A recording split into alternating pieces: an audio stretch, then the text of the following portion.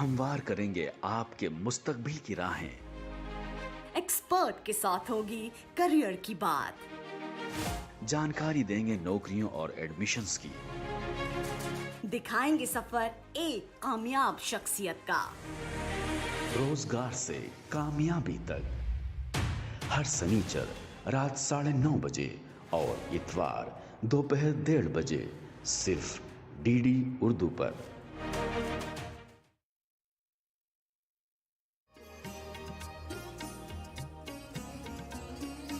जज्बात में गहराई है, अल्फाज में दम है, शायर का असासा तो महज जोर कलम है, जीने का हुनर सबका जुदा है तो बयां भी जितना भी सुनो देखो पढ़ो उतना ही कम है, उतना ही कम है।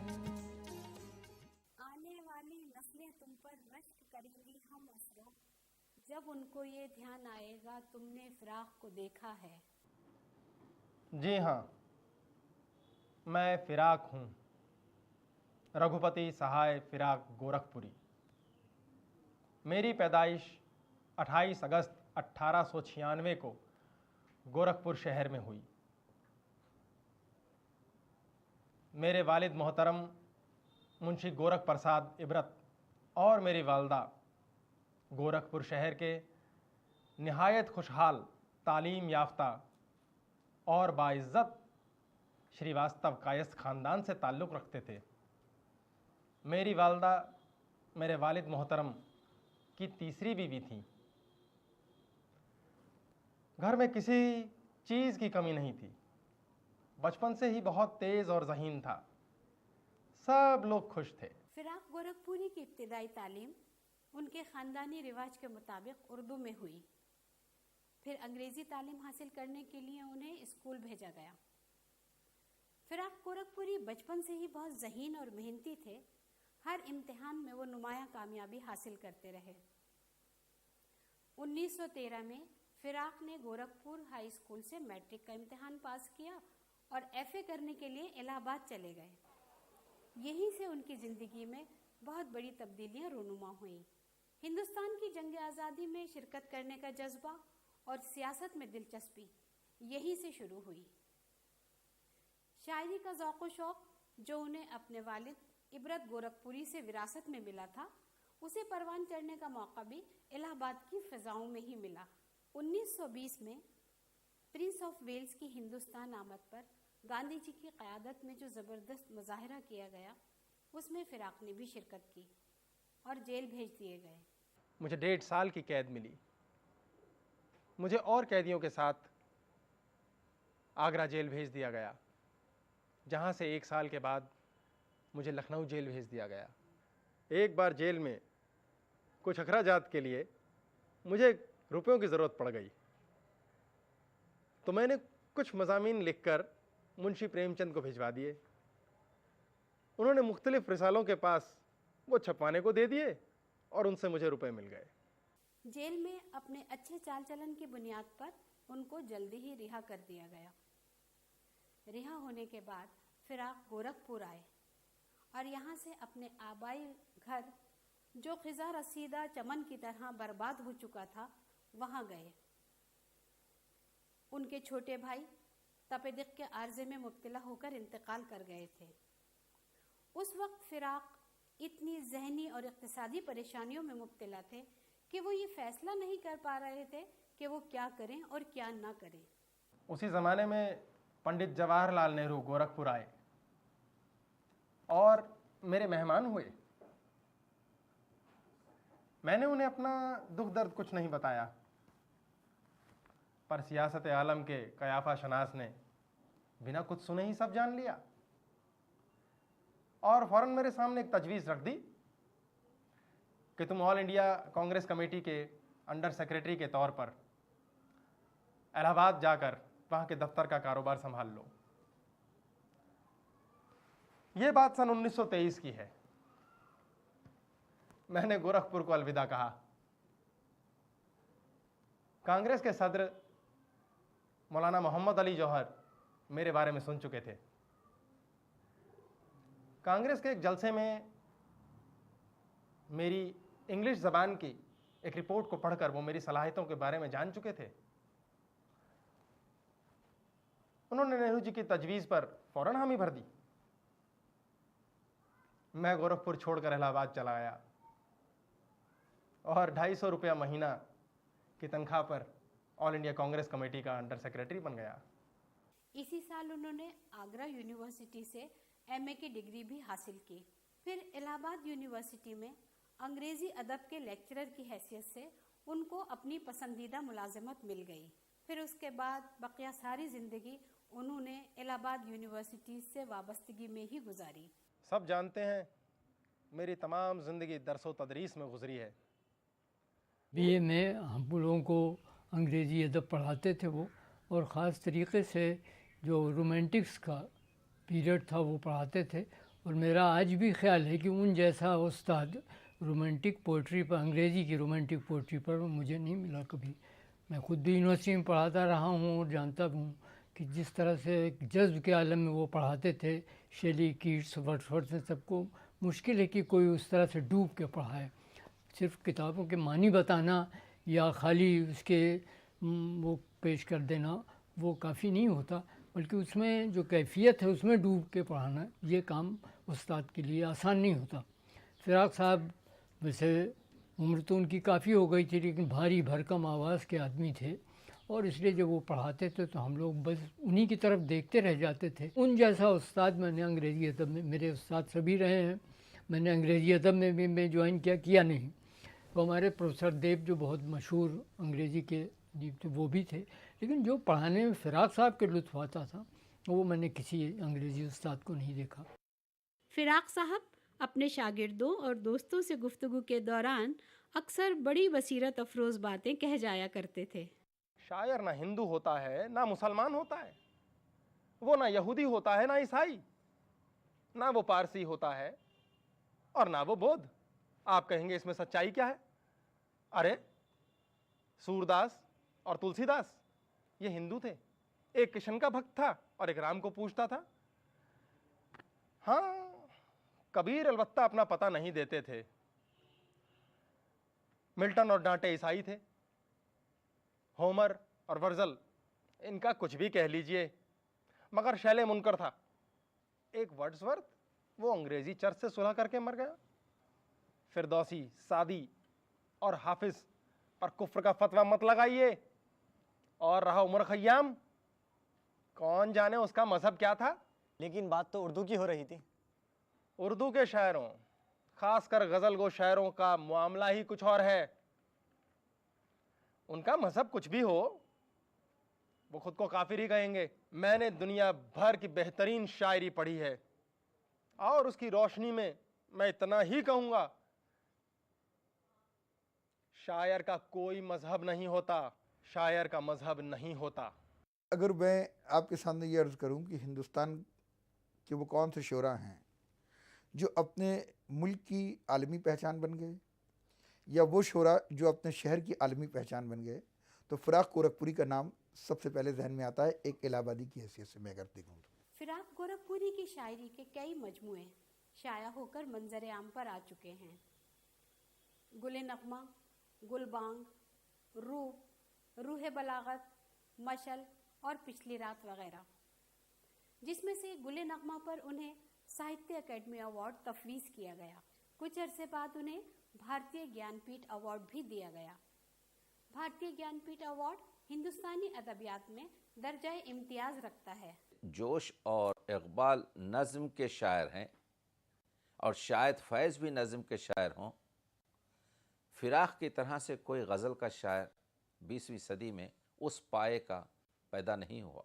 फिराक का एक बड़ा कारनामा ये है कि उन्होंने उस लहजा मीर की बाजियाफ्त की, यानी वो मदामीन जो मीर ने अपनी शायरी में बांधे थे, या वो लहजा जो मीर ने जिस अपनी शायरी को जिस लहजे से मुतारिफ़ कराया था, उस लहजे से हमें दोबारा फ़िराक़ ने बवसीले मीर मुतारिफ़ कराया और वो लहजा बहुत मकबूल हो गया। और हम देखते हैं कि बाद में हमारे यहाँ नासिर काज़मी और अहमद मुश्ताक़ वग़ैरह ने उसी लहजे की तौसीह की कि तो इस तरह से ख़ालिस हमारी शायरी की तारीख़ में हम फ़िराक़ को बहुत बड़ा शायर करार दें या ना दें, लेकिन उनकी तारीख़ी अहमियत का हमें इसलिए एतराफ़ करना पड़ेगा कि उन्होंने मीर को दोबारा अपनी शायरी में दरियाफ़्त किया और इस तरह से दरियाफ़्त किया कि नासिर काज़मी और अहमद मुश्ताक़ वग़ैरह ने फ़िराक़ के लहजे की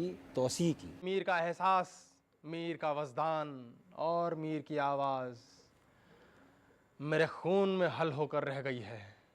बुनियादी बात यह है कि फ़राक़ की शायरी बुनियादी तौर पर ये कहा जाता है कि रूमानियत की शायरी है, लेकिन रूमानियत के दो पहलू हो सकते हैं।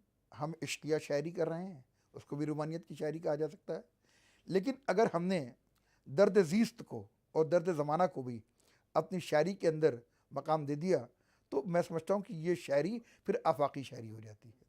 और इस एतबार से अगर मैं देखूँ तो मुझे लगता है कि फ़राक़ की शायरी को आफाकी उसके अंदर उनसर मौजूद हैं और बिलखुसूस उसकी जो तलमीहात हैं, उसने जिस किस्म के सिमलीज़ और मेटाफर्स का इस्तेमाल किया है, उसमें बुनियादी तौर पर उन्होंने, क्योंकि कहा जाता है कि वो उर्दू शायरी के वर्ड्सवर्थ हैं, तो उन्होंने जो मनाजिर हैं कुदरती उससे भी बहुत कुछ इस्तिफ़ादा किया। मतलब मैं एक शेर आपके सामने अर्ज़ करूं जिसने मुझे बहुत मुतासिर किया है कि इस इज़्तिराब में राज़े फ़रोग़ पिन्हा है, इस इज़्तिराब में राज़े फ़रोग़ पिन्हा है, तुलू सुबह की मानिंद थरथराए जा। The secret of success is hidden in this uneasiness and therefore you should keep on trembling like the rising sun। तो ये राइजिंग सन से, उभरते हुए सूरज से, इस किस्म की सिमली और इस्तराबी कैफियत से अपने अंदर आप कामयाबी के और कामरानी के जो इम्कानात तलाश कर रहे हैं, ये फ़राक़ की शायरी का वो अंदाज़ है जो उसको आफाकी बना देता है।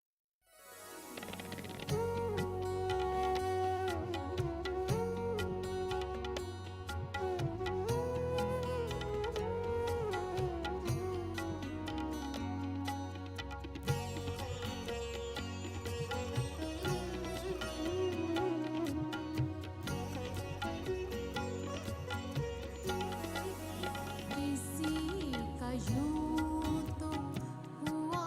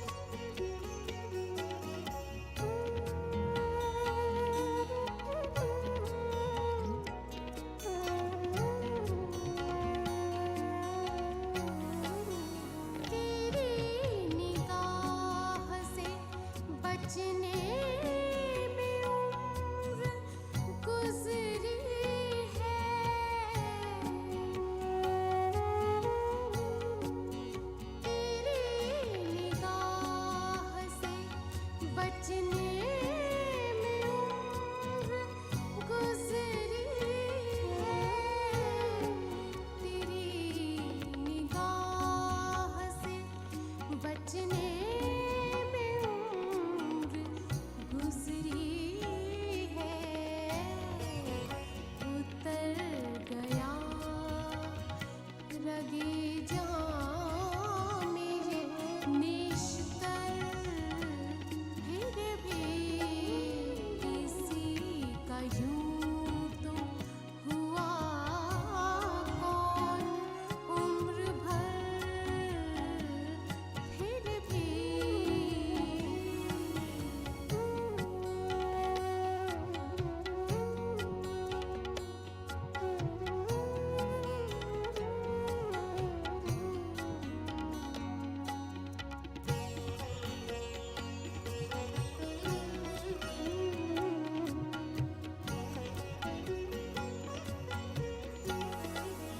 अगरचे बेखुदी इश्क को ज़माना हुआ,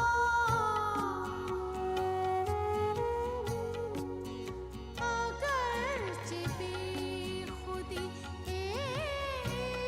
इश्क को ज़माना हुआ, अगरचे बेखुदी इश्क को ज़माना हुआ, फिराक करती रही काम वो नज़र, फिर भी किसी का यूं तो हुआ कौन, उम्र भर फिर भी।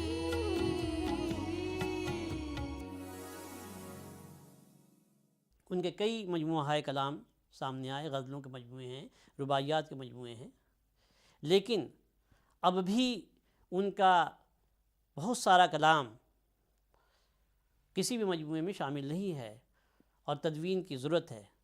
और मैंने इस काम का बेड़ा उठाया है और कुल्लियात फ़िराक की तरतीब व तदवीन का काम मैंने शुरू किया है, और मैंने फ़राक गोरखपुरी की 100 से ज़्यादा गज़लें ऐसी तलाश की हैं मुख्तलिफ़ अदबी रसायल में, जो 1923 के बाद से शाया होती रही हैं, लेकिन उनके किसी भी मजमूए कलाम में शामिल वो नहीं हैं।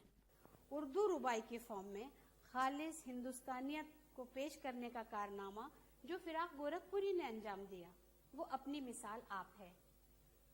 फ़िराक की रुबाइयात का मजमूआ रूप जब शाया होकर मंजर आम पर आया, तो उसने उर्दू अदब में एक नए बाब का इजाफा किया। उर्दू शायरों के साथ एक बहुत अच्छी बात ये रही है कि वो कई ज़बानों के अदब से वाकफ़ियत रखते थे।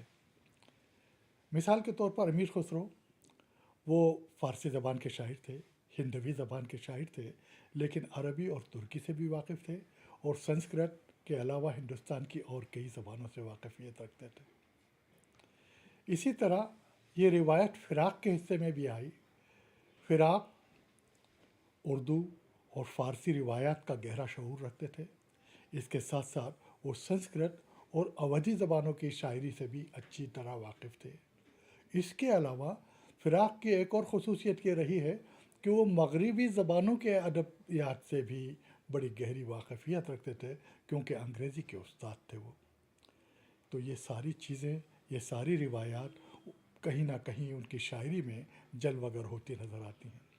मिसाल के तौर पर जब उन्होंने रुबाई गोई शुरू की, तो रुबाई में एक नया रंग व आहंग इस तरह से लेकर आए जो रूप की रुबाइयात में हमें नज़र आता है कि खालिस हिंदुस्तानियत, खालिस घरेलूपन, और इस तरह से वो जो रुबाइयात है, रूप की रुबाइयात, वो उनको शुरू से आखिर तक अगर आप पढ़िए तो उसमें संस्कृत रिवायात और अवधी की जो रिवायात हैं मकामी, वो रिवायात बहुत बेहतरीन तरीक़े से उसमें जलवागर हमें नज़र आती हैं। रूप की एक भी रुबाई हम पढ़ें तो उसमें सिर्फ़ और सिर्फ हिंदुस्तानी ज़िंदगी, हिंदुस्तानियत ही हमको नज़र आएगी। फ़िराक गोरखपुरी की गज़लों के साथ ये बात नहीं कही जा सकती, क्योंकि उसमें हिंदवी और फ़ारसी दोनों रिवायात जो है इस तरह से बाहम दिगर मिल गई हैं कि उनकी अलग से शनाख्त करना मुश्किल है। बहरहाल वो गंगा जमनी तहज़ीब के एक बड़े नुमाइंदा थे। गंगा जमनी तहज़ीब के एक बड़ा नुमाइंदा होने के साथ साथ फ़िराक गोरखपुरी एक बेहद खुशनसीब इंसान थे, एक खुशनसीब शायर थे कि उन्हें अपनी ज़िंदगी में ही बेइंतहा शोहरत मिली, दौलत मिली, खुशहाल ज़िंदगी उन्होंने बसर की और उनको बड़े बड़े इनामात और इकरामात से नवाजा गया। साहित्यिक एकेडमी अवार्ड गुल नगमा पर उन्हें मिला और इसके बाद कई इनामात और इकरामात से गुज़रते हुए हिंदुस्तान का जो सबसे बड़ा अवार्ड है भारतीय ज्ञानपीठ, वो भी फ़िराक गोरखपुरी के हिस्से में आया। उर्दू के एक शायर थे यास यगाना चंगेज़ी। यास यगाना चंगेज़ी किसी भी शायर को खातिर में नहीं लाया करते थे, लेकिन आखिरी उम्र में उन्होंने कहा कि मैं इस दुनिया से जाते जाते गज़ल की सिन्फ फ़िराक गोरखपुरी के सुपुर्द करके जा रहा हूँ। और फ़िराक गोरखपुरी की शायरी को पढ़ते हुए हमें एहसास होता है कि गज़ल की सिन्फ उन्होंने बिल्कुल सही हाथों में सही शख्स को सौंपी थी।